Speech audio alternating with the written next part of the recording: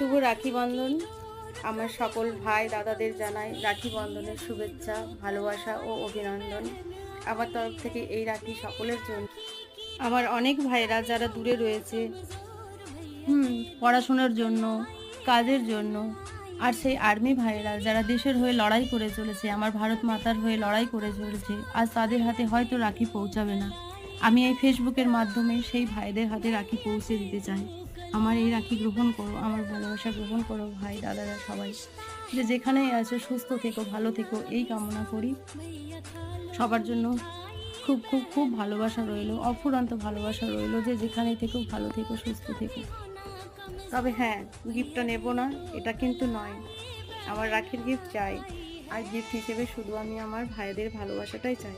আমি চাই আমার ভাইরা সারা জীবন এভাবেই আমার পাশে থাকুক, তাদের হাতটা আমার মাথার ওপর থাকুক,